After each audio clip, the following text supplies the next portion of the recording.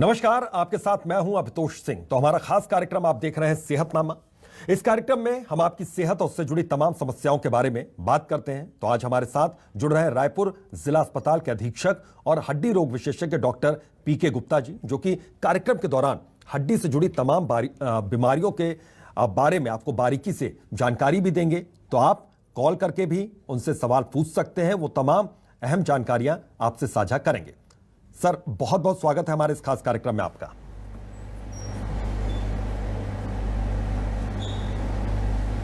सबसे पहले सर आपसे ये समझना चाहते हैं कि हड्डियां कमजोर होने की जो शुरुआत होती है वो किस उम्र में होती है, ये आपसे सबसे पहले, क्योंकि अमूमन ये देखा जाता है कि एक उम्र के बाद हड्डियां कमजोर होने लगती हैं और फ्रैक्चर के जो केसेस हैं वो बहुत ज्यादा बढ़ने लगते हैं।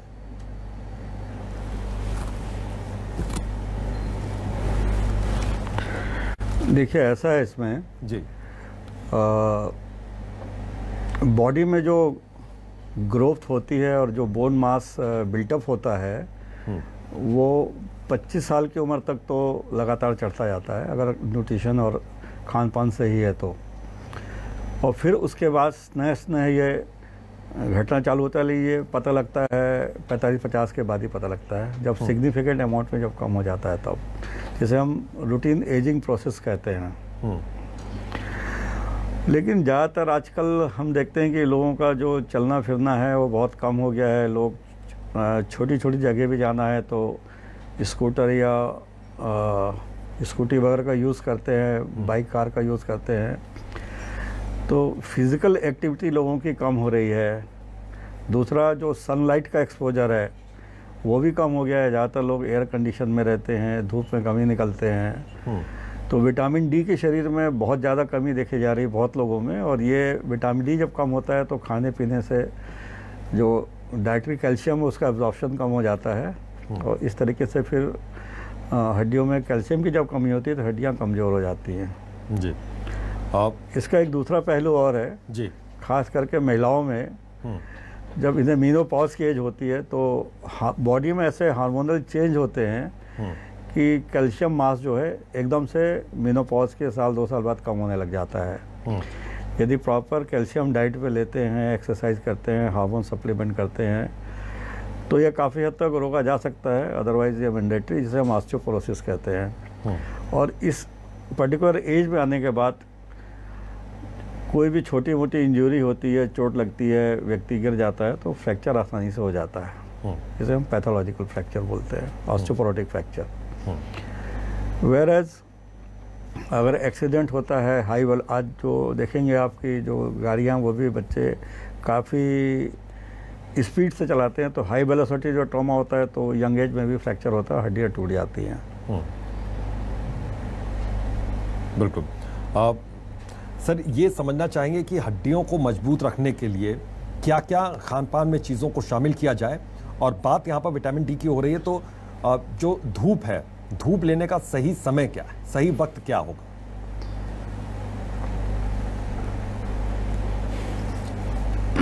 देखिए, सर्वप्रथम समय पे आप सोएं, समय पे उठें, सुबह 6-7 बजे तक उठ जाएं और पौना घंटा 1 घंटा वॉक करें, रनिंग करें, व्यायाम करें अपनी उम्र के हिसाब से। और sunlight is the best source जी, फ्री में है जो। अगर आप प्रॉपर धूप में चलते हैं, व्यायाम करते हैं तो आपको विटामिन डी की कमी नहीं रहेगी।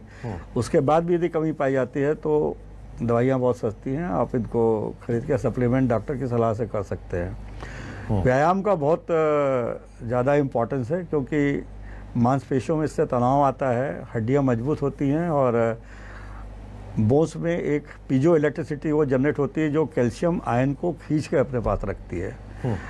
और यदि व्यक्ति व्यायाम नहीं करते हैं, वॉक नहीं करते हैं तो वो पीजो इलेक्ट्रिसिटी डेवलप नहीं होगी और कैल्शियम आयन शरीर से हड्डियों से बाहर निकलने लग जाता है। तो व्यायाम, सनलाइट, और तीसरा फिर होता है खान पान। जो वेजिटेरियन है उनके लिए दूध बहुत अच्छा सोर्स है और दूध से बनी चीज़ें और हरी जो भाजियाँ होती हैं, लीफी वेजिटेबल्स, उसमें भी बहुत कैल्शियम होता है। सूखे मेवे ले सकते हैं और जो नॉन वेजिटेरियन हैं उनमें भी जो बोन्स लेते हैं, बोन मेरो लेते हैं, वो मसल्स लेते हैं, मीट वगैरह खाते हैं, तो उससे सप्लीमेंट हो जाता है वो। लेकिन अगर ज़रूरत महसूस होती है तो डाइटरी सप्लीमेंट भी लेना चाहिए कैल्शियम का, डॉक्टर की सलाह के अनुसार। बिल्कुल। तो सर एक चीज़ आपसे समझना चाहेंगे कि कैसे हमें खुद को महसूस होगा कि हमें हड्डियों में कुछ परेशानी हो रही है या फिर किसी तरीके से क्या कोई दर्द महसूस होगा, सप्लीमेंट्स लेने की ज़रूरत कब आन पड़ेगी, ये हम कैसे समझेंगे? जनरली कमर में दर्द से शुरू होगा आपको जी। आपको जो कैल्शियम की जब कमी होगी तो यूजुअली कमर में दर्द से शुरू होता है इसका लक्षण, और बदन में भी दर्द होने लगेगा, कमजोरी महसूस होगी, इससे आपको समझ में आ सकता है। जी।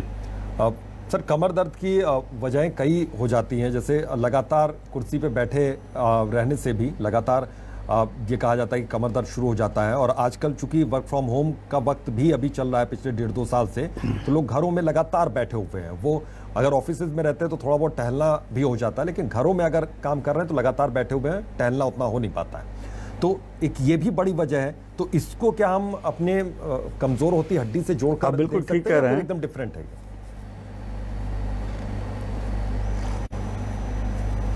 बिल्कुल आप ठीक कह रहे हैं। जब हम बैठे रहते हैं तो हमारी जो रीढ़ की हड्डी है, स्पाइन, इसमें सबसे ज़्यादा स्ट्रेस और लोड आता है। और जब हम खड़े हो जाते हैं तो ये लोड हमारे दोनों पैरों के सहारे घुटनों से होते हुए नीचे ज़मीन में चला जाता है। ठीक है, तो जो सेडेंटरी लाइफस्टाइल वाले लोग हैं, जैसे ऑफिस वाले लोग हैं या दुकान में बैठे हैं, ऑफिस में बैठे हैं, तो ऐसे लोगों को हर घंटे 2 घंटे में मैं सोचता हूँ 10 से 15 मिनट का वॉक करना चाहिए बीच बीच में। और लगातार नहीं बैठे रहें, बीच बीच में चलते रहें, खड़े भी हो जाएं, कुछ चाहे तो हल्के फुल्की एक्सरसाइज, स्ट्रेचिंग एक्सरसाइज भी कर सकते हैं, इससे उनको दर्द में राहत मिलेगी। बिल्कुल। और एक बैक सपोर्ट भी आता है, जो आपका पोस्चर वो सही रहना चाहिए। तो पीछे यदि आप बैठते हैं और बैक सपोर्ट लगा के बैठते हैं तो उससे भी कमर दर्द में काफ़ी कमी आती है। कार में भी आप लगा सकते हैं, अपने ऑफिस की चेयर में भी, कोई भी चेयर में, स्टडी चेयर में भी लगा सकते हैं उसको। बिल्कुल। सर हड्डियों से जुड़ी तमाम बीमारियां होती हैं जिनको हम नाम से भी नहीं जानते, लेकिन हमें एक बहुत जनरल हमें लगता है कि बस अगर फ्रैक्चर हुआ है तो हड्डी हमारी कमज़ोर है इसलिए फ्रैक्चर हुआ है, या फिर हमें तेज़ चोट लगी इसलिए फ्रैक्चर हुआ। लेकिन उससे जुड़ी और भी कई बीमारियां होती हैं और कई गंभीर बीमारियां होती हैं जो बहुत रेयर होती हैं।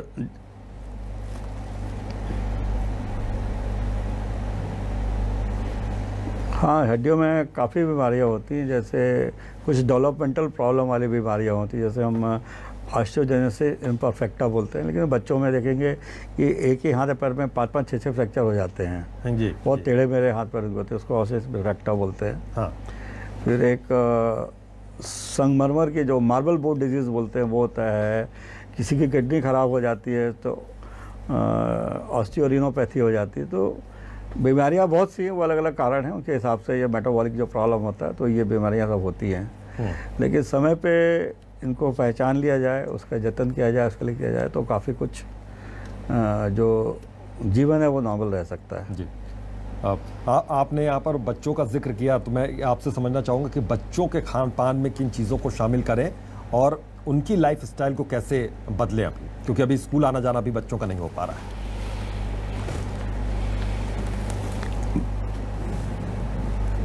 इस समय तो बड़ी विकट स्थिति है, क्योंकि बच्चों का स्कूल नहीं चालू हो पा रहा है। इवन मेरे घर में मेरी नातिन थी 4 साल की, वो बहुत परेशान होती थी जी। कहता था नानू कब खुलेगा स्कूल। बिल्कुल सर। हमेशा वो इधर टीवी में वीडियो गेम खेल रहे हैं या मोबाइल पे लगे हुए हैं, बच्चे एक दूसरे घर जाते भी नहीं। तो बच्चों का बड़ा मानसिक ये एक तनाव वाली बात थी। लेकिन ऐसा उम्मीद कर रहे हैं कि अब दिवाली के बाद शायद 3rd वेव ना आए तो स्कूल खुल जाएं तो बहुत अच्छा होगा, क्योंकि बच्चों का सोशलाइजेशन होता है, बच्चे स्कूल में एक दूसरे के बच्चों के साथ खेलते हैं तो बॉडी का डेवलपमेंट होता है। और ग्रोइंग एज में बच्चों में खास करके दूध का जो सप्लीमेंटेशन है या प्रोटीन, जो हाई प्रोटीन डाइट है, इनका थोड़ा सा देना चाहिए, क्योंकि बच्चों की बढ़ती हुई उम्र होती है और हरी सब्जियां इनको दें। बच्चे जनरली सब्जियां नहीं खाते हैं, ऐसी उनकी आदत रहती है। वो प्रमोट करना चाहिए, अलग अलग सब्जी बना करके उनका टेस्ट डेवलप करना चाहिए, और बच्चे खेले तो डेवलपमेंट अच्छा होगा उससे उनका। मतलब कम से कम उनको प्रोटीन और कैल्शियम सप्लीमेंटेशन और विटामिन डी। धूप में भी बच्चे 1 घंटा 2 घंटा खेले सुबह सुबह तो अच्छा है। तो सप्लीमेंट्स उनको हम दे सकते हैं डॉक्टरी सलाह पे, हम चाहे तो उनको दे सकते हैं सप्लीमेंट्स की उनकी हड्डियां मजबूत रहें। हाँ, डॉक्टर की सलाह से, डॉक्टर की सलाह से बिल्कुल, यदि कभी है तो आप सप्लीमेंट कर सकते हैं उनको।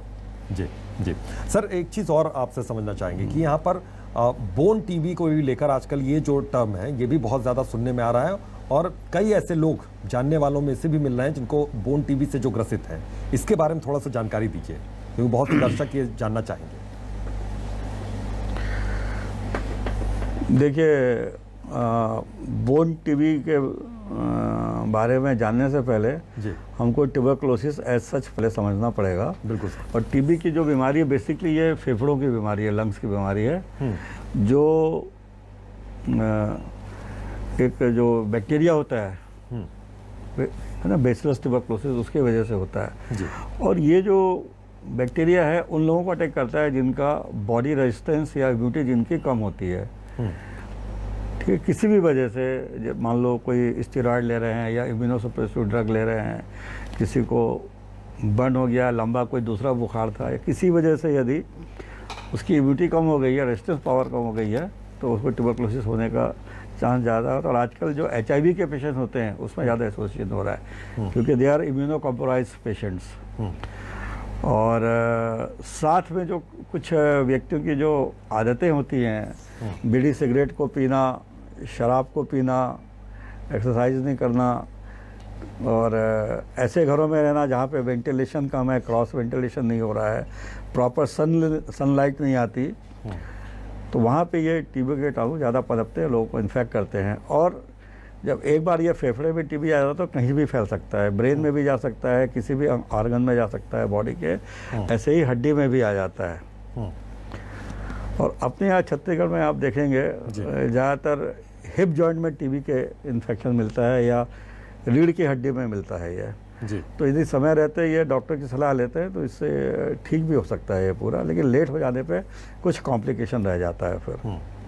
बिल्कुल सर, अमूमन कितना वक्त लगता है टीबी से उभरने में, अगर ये कॉम्प्लिकेशन ना हो और शुरुआत में ही पता चल जाए कि टीबी है, इनको बोन टीबी है, और ठीक होने में कितना वक्त लगेगा फिर? देखिए, एक बार टीबी हो गई, एक बार यदि टीबी हो जाती है कहीं भी बॉडी में जी, तो मिनिमम 6 से 9 महीने दवाई इसको खानी है, जो सरकार की तरफ से फ्री ऑफ कॉस्ट मिलती है।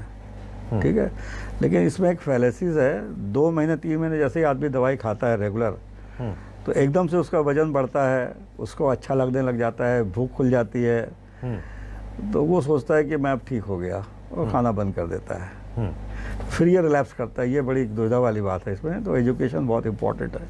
हेल्थ एजुकेशन यदि सही रहेगा तो मरीज जो है 6 से 9 महीने में ठीक हो जाता है।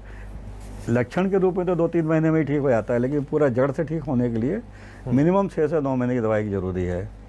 लेकिन हम आजकल देख रहे हैं कि शराब का चलन ज़्यादा है, और जो दूसरे व्यसन हैं ज़्यादा हैं, स्मोकिंग है अलग अलग किस्म के, तो और HIV भी ज़्यादा लोगों को होता है।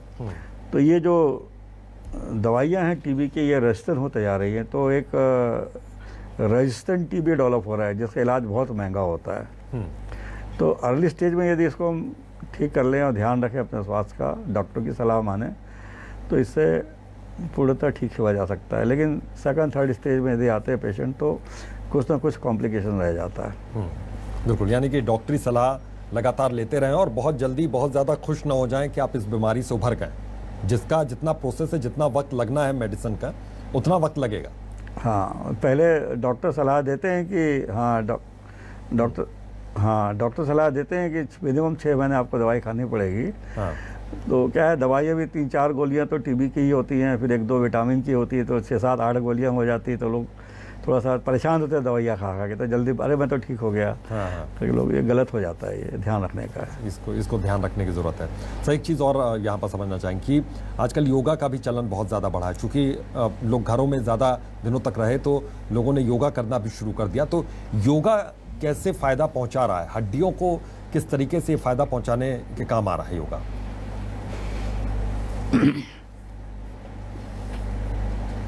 योगा बहुत अच्छी चीज़ है।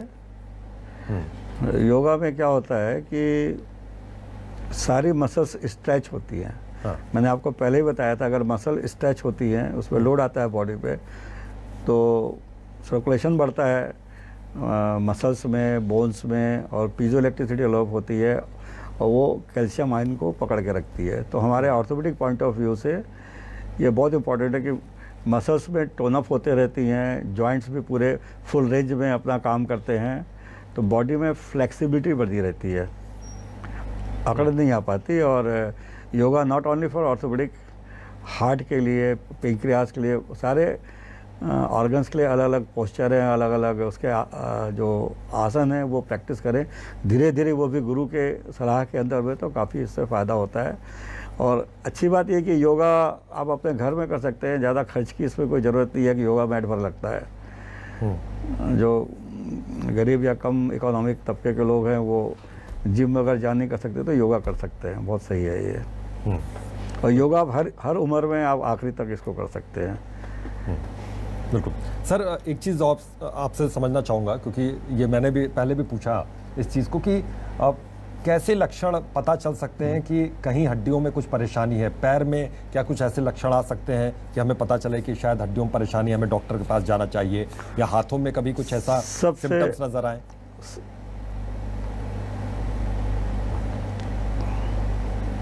सबसे पहले तो कहीं भी प्रॉब्लम होता है तो दर्द होता है। दर्द जो है वो पहला लक्षण है जो बॉडी को सिग्नल देता है कि कुछ प्रॉब्लम है, वहाँ पे ध्यान दिया जाए, उसको ओवरलुक नहीं करना चाहिए। अगर 2-3 दिन में सामान्य मेडिकेशन लेने से ठीक नहीं हो रहा है तो डॉक्टर की सलाह लेना चाहिए।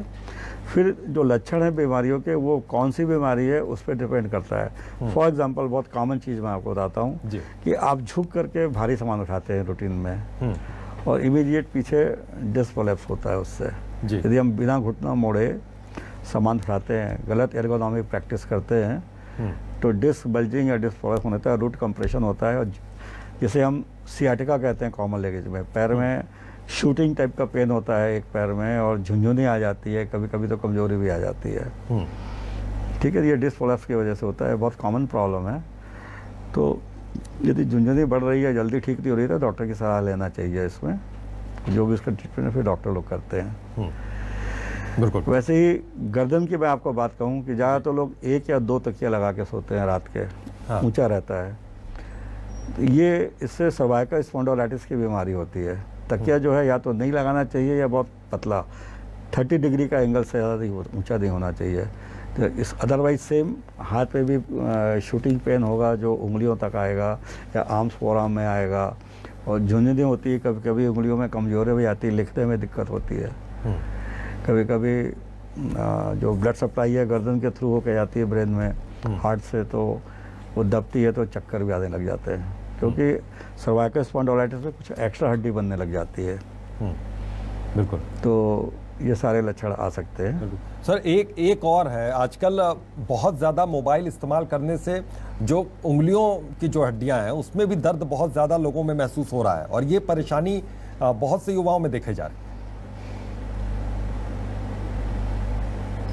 ये आप बिल्कुल सही कह रहे हैं। ये चीज़ पहले जब नए नए कंप्यूटर आए थे तो कीबोर्ड यूज़ करने में भी सेम परेशानी आ रही थी जी। इसी टाइप की परेशानी। कोई भी चीज़ हम ओवर यूज़ करेंगे तो ये नॉट ओनली कंप्यूटर, मोबाइल, कोई भी चीज़ है तो ये परेशानी आती है, फटीक हो जाता है ये। और सेम पोस्चर को यूज़ करते हुए रिपीटेड एक्शन होता है तो ये प्रॉब्लम आता है। तो बीच बीच में रेस्ट देना चाहिए, थोड़ा सा एक्सरसाइज कर लें, हाथ को बोल ले कर लें तो ठीक रहता है ये। जी सर, एक चीज़ और, खान पान की बात कर रहे थे, जो जंक फूड का जो ट्रेंड इन दिनों बहुत ज़्यादा बढ़ा हुआ है, जंक फूड भी क्या बहुत ज़्यादा खतरनाक होते हैं हड्डियों के लिए? और अगर होते हैं तो एक बार प्लीज़ जो हमारे दर्शक हमारे चैनल को देख रहे हैं उनके लिए कोई मैसेज आप दीजिए।